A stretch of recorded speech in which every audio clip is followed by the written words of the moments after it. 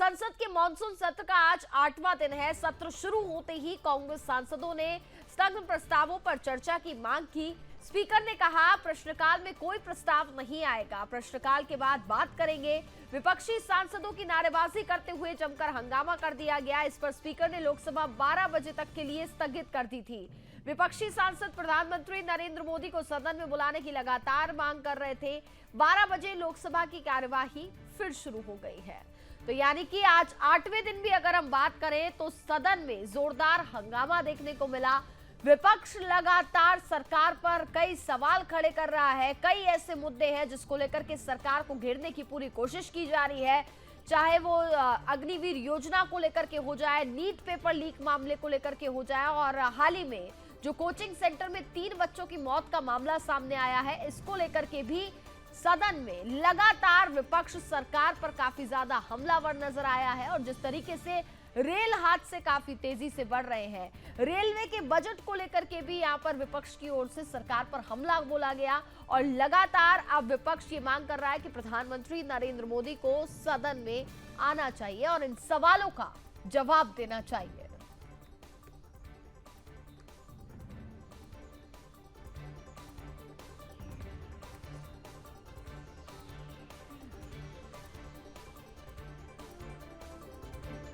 तो सदन में विपक्ष लगातार जोरदार हंगामे कर रहा है। इंसान को देने की बात है कि सारे वादे फेंके गए, फेंकू की तरह हो गए। और राहुल गांधी जो पप्पू उनके टी शर्ट का मजाक उड़ाया, उनके भारत जोड़ो यात्रा का मजाक उड़ाया, उनके न्याय यात्रा का मजाक उड़ाया, आज सबके सामने सबसे बड़े हीरो बनकर सामने है। और उन्होंने भरी संसद में कहा कि जाति जनगणना इसी संसद से हम पास कराएंगे। ये उन्होंने वायदा किया। यकीन मानिए ऐसा होगा, अवश्य होगा, यकीनन होगा। इसलिए कि उनके साथ साथ भारत के सर्वशक्तिशाली, बहुत ही पॉपुलर, पावरफुल और सबसे ज़्यादा लोकप्रिय नेता या नेत्री ममता बनर्जी साथ हैं।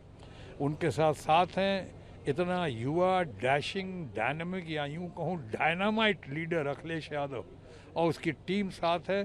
तो ये तो हो जाएगा। लेकिन आपने पूछा कहाँ तक ठीक है, कहाँ तक ठीक है। जो इन्होंने तुम्ही ने तो रास्ता दिखाया है, तुमने किया है, तो अब किस बात का एतराज़ कर रहे हो। ये तो होगा, अवश्य होगा। और जहाँ तक हमारे मित्र इनसे अनुराग ठाकुर से इस तरह से कहना, उनकी जाति पूछना, जाति नहीं पूछी, उन्होंने कहा जिनकी जाति का खुद का पता नहीं, वो जातीय जनगणना की बात कर रहे हैं। ये क्या मतलब है? ये तो अतिशोक्ति है, अन्याय है, ज्यादती है।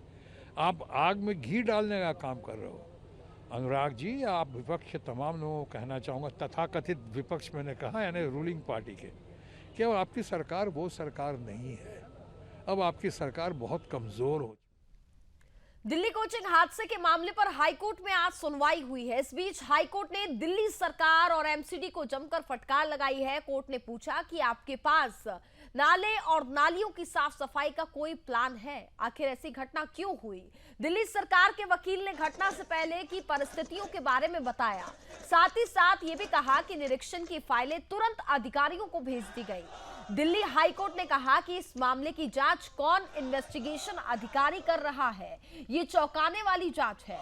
आखिर इतना पानी कैसे आया? दिल्ली सरकार से हाईकोर्ट ने कहा कि आपके अधिकारी दिवालिया है, आपके पास वेतन देने के लिए पैसे नहीं है, आप दिल्ली का इंफ्रास्ट्रक्चर कैसे अपग्रेड करेंगे? आप तो फ्रीबी कल्चर चाहते हैं। हाईकोर्ट ने कहा कि हम इस मामले में जिम्मेदारी तय करने के लिए आदेश पारित करेंगे।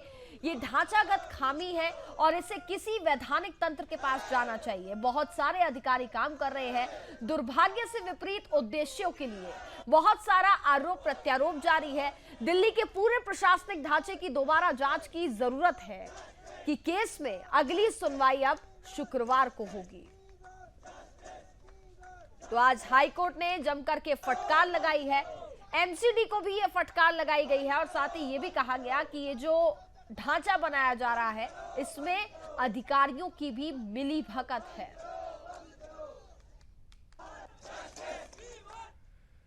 गुजरात में 27 फरवरी 2002 के दंगे को जिस तरह से हम सभी लोगों से छिपाया गया और गुमराह किया गया, आज गोधरा फिल्म ने उस दंगे की सच्चाई से हम लोगों को रूबरू कराया है। ये फिल्म दिल दहला देने वाली है। जिस तरह से साबरमती एक्सप्रेस ट्रेन में किसी की मां, किसी की बहन, तो किसी का भाई, तो किसी का बेटा जिंदा जला दिया गया। उनकी चीख पुकार सुनने के बाद भाईचारे को निभाने वाले सेक्युलर हिंदुओं के भी रोंगटे खड़े हो जाएंगे। गुजरात दंगा न सिर्फ भारतीय राजनीति के इतिहास का एक बदनुमा दाग है, बल्कि देश की एकता को प्रभावित करने वाला एक बड़ा हादसा भी है। 22 साल पहले 27 फरवरी 2002 को गुजरात के गोधरा में 59 लोगों की आग में जलकर के मौत हो गई थी। ये सभी कार सेवक थे जो अयोध्या से लौट रहे थे। सभी सनातनियों को ये फिल्म गोधरा जरूर देखनी चाहिए और परिवार के हर एक सदस्य को दिखानी चाहिए।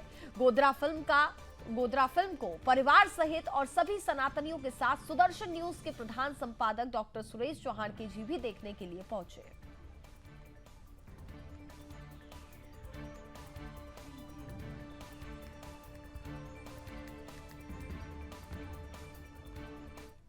कोई सोशल मीडिया पोस्ट भी कार सेवकों को जलाने वाले या उन जलाने वालों के समर्थकों ने नहीं किया है।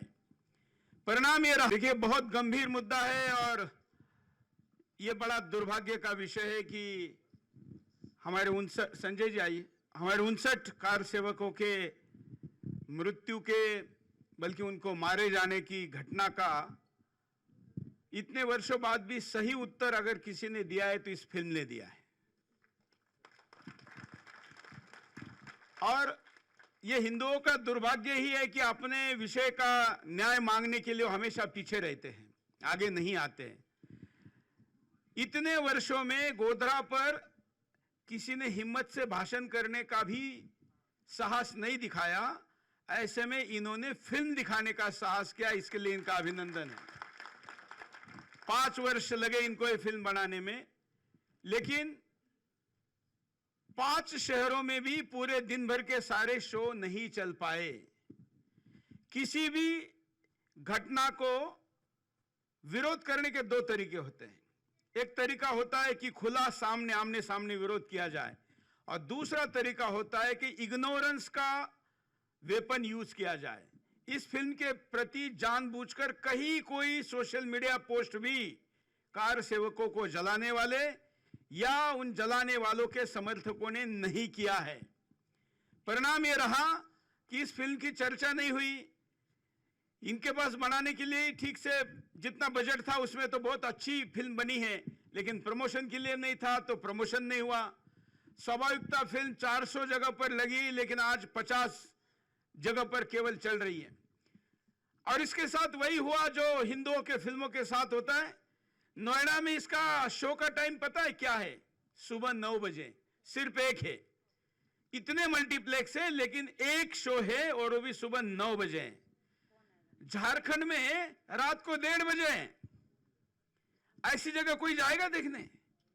तो एक तो प्रचार नहीं, ऊपर से ये सारा विषय है। तो ऐसे में जब मुझे ये पता चला तो मैंने इनके साथ एक जनसंवाद किया और मैंने कहा कि फिल्म देखेंगे तो वो आग शायद हम में और अधिक लगेगी और हमको थोड़ी फिल्म की क्वालिटी और बाकी चीजें भी पता चलेगी। और इसलिए आज आप सबके साथ मैंने भी पहली बार फिल्म देखी है और मुझे ऐसा लगता है कि सभी बलिदानी कार सेवकों को श्रद्धांजलि केवल एक ही तरीके से अभी दी जा सकती है, और वो है कि हर हिंदू को ये फिल्म दिखाना। और इसलिए अब टेक्निकल चीजें हैं कि फिल्म दोबारा पर्दों पर कितनी जगह आएगी, कैसे आएगी, लेकिन वो अपडेट तो सुदर्शन से हम देंगे ही। लेकिन प्रयास ये करना चाहिए कि आप ग्रुप बुकिंग करिए। एक नंबर भी आप लोगों को स्क्रीन पे सुदर्शन के चल रहा है, या सब लोग सुदर्शन के थ्रू आए इसलिए सबके पास नंबर भी है। अगर ग्रुप बुकिंग होती है तो एक ग्रुप पूरा थिएटर बुक करे, एक साथ आए, देखे, ऐसा किया जा सकता है। मेरे साथ जिला गौतम बुद्ध नगर के प्रचारक भी है संघ के। कहाँ हैं? आइए। तो पूरी टीम संघ की भी यहाँ पर आई हुई है और ये भी ये प्रयास करेंगे कि स्पेशल शो अरेंज किए जाए। मैंने भी अपने कुछ सांसद मित्रों और लोक प्रतिनिधियों से भी बात की पूरे देश भर में कि वो अपने यहाँ पर ऐसे स्पेशल शो करे ताकि लोगों को ये पता चले। हालांकि मैं अपनी मन की बात बता रहा हूं, आप लोगों को भी फिल्म अच्छी लगी ना? कितने लोगों को अच्छी लगी? आपको लगता है कि सारे हिंदुओं को दिखानी चाहिए, हर हिंदू ने देखनी चाहिए? देखिए, ये आग पुरानी नहीं है, भले ही 2000 का मामला हो, लेकिन ये आग कभी भी बुझनी नहीं चाहिए, ठीक है ना? तभी न्याय मिलेगा और तभी अत्याचारी मरेंगे, और इसलिए फिल्म लोगों तक जानी चाहिए। देखिए, बहुत गंभीर मुद्दा है। मुख्यमंत्री डॉक्टर मोहन यादव ने कहा कि रक्षाबंधन पर्व आने वाला है। हमारी ऐसी 40 लाख लाडली बहनें जिनके पास उज्ज्वला योजना का गैस कनेक्शन है, उन्हें राज्य सरकार द्वारा अपने वित्तीय संसाधनों से 450 रुपए में गैस सिलेंडर की सब्सिडी देने की जो घोषणा की गई थी, उसे पूरा करने के लिए आज कैबिनेट से स्वीकृति प्रदान की गई है। मुख्यमंत्री ने कहा कि आंगनबाड़ी और पोषाहार से जुड़ी आंगनबाड़ी कार्यकर्ताओं और सहायिका बहनों को प्रधानमंत्री जीवन ज्योति बीमा योजना और पीएम सुरक्षा बीमा योजना का कवर देने का फैसला भी मंत्रिपरिषद में किया गया। सरकार के साथ काम करते हुए जो लाभार्थी होना चाहिए, ये सुनिश्चित करने के लिए कि राज्य शासन ने इन योजनाओं में निवेश कर बहनों को 2-2 लाख रुपए का बीमा कवर देने का फैसला लिया है।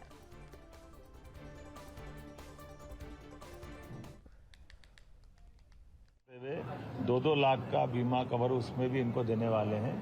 मेरी अपनी ओर से सब बहनों को बधाई। आंगनवाड़ी और पोषण आहार से जुड़ी हुई जो बहनें, खासकर आंगनवाड़ी कार्यकर्ता, मिनी आंगनवाड़ी कार्यकर्ता और सहायिका, इनके लिए प्रधानमंत्री जीवन ज्योति बीमा योजना, प्रधानमंत्री सुरक्षा बीमा योजना का भी कवर देने का निर्णय किया गया। अर्थात अभी तक ये इससे वंचित थी। किसी भी स्थिति में आंगनवाड़ी सहायिका, इनके जीवन को लेकर के जो काम करते करते एक आश्वस्ति सरकार के साथ होना चाहिए।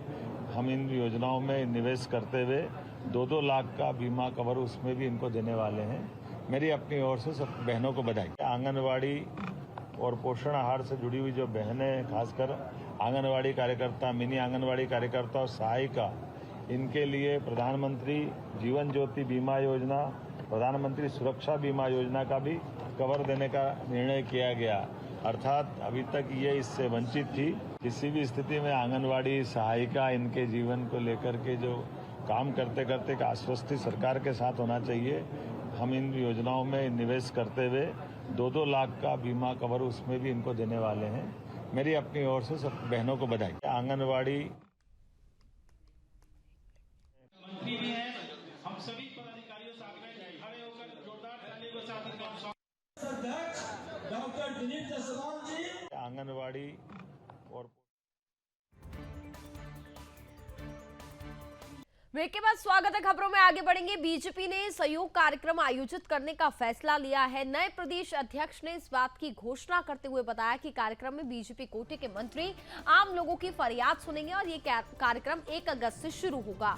सूबे के उप मुख्यमंत्री सम्राट चौधरी अपने सरकारी आवास पर मंगलवार को आम लोगों की शिकायतें सुनेंगे, तो वहीं उप मुख्यमंत्री विजय सिन्हा शुक्रवार को अपने सरकारी आवास पर लोगों की फरियाद को सुनेंगे, जबकि बाकी मंत्री प्रदेश कार्यालय में सहयोग कार्यक्रम में हिस्सा लेंगे और आम लोगों की फरियाद सुनेंगे। पशु एवं मत्स्य संसाधन मंत्री रेणु देवी, उद्योग मंत्री नीतीश मिश्रा और प्रदेश बीजेपी अध्यक्ष राजस्व और भूमि सुधार मंत्री दिलीप कुमार जायसवाल बुधवार को फरियादियों की समस्याओं को सुनेंगे।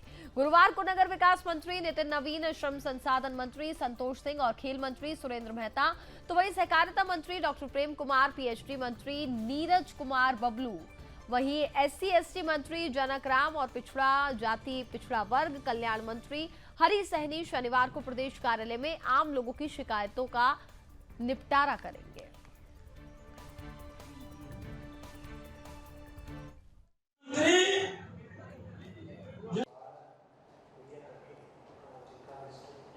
एक तारीख से सहयोग कार्यक्रम शुरू होगा।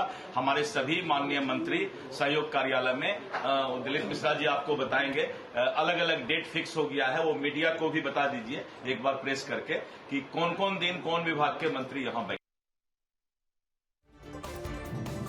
सावन महीने में भी बिहार में मानसून पूरी तरह से कमजोर दिख रहा है। सामान्य से 32% कम बारिश होने के कारण पूरा बिहार गर्मी और उमस की चपेट में है। गर्मी से लोगों का हाल बेहाल है। आम नागरिक ही नहीं, पशु पक्षी, पेड़ पौधे, नदी नाले सूखने के कगार पर है। ऐसी स्थिति में अगर बिहार की खेती कमजोर पड़ती है और बिहार सूबे की ओर अग्रसर होता है तो इसमें कोई आश्चर्य की बात नहीं होगी। हालांकि मौसम विभाग ने बिहार के सभी जिलों में 1-2 स्थानों पर बारिश के आसार जताए हैं। झमाझम बारिश के लिए लोगों को और इंतजार करना पड़ सकता है। मौसम विभाग ने पश्चिम और पूर्वी चंपारण, सीवान, सारण, गोपालगंज, पूर्णिया, अररिया, किशनगंज, कटिहार की कुछ जगहों पर बारिश की संभावना जताई है।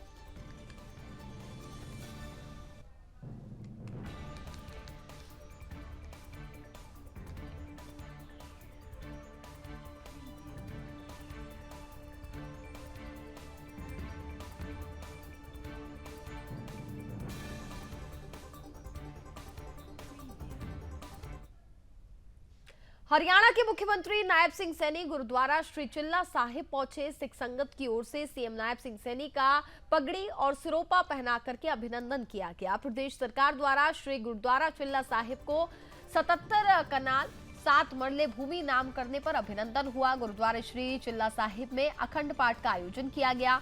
सिरसा में ही तारा बाबा की कुटिया पहुंचकर मुख्यमंत्री नायब सिंह सैनी ने मत्था टेका।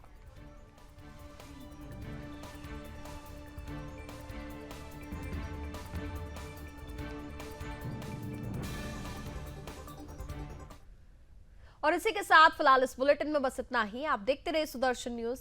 जय हिंद।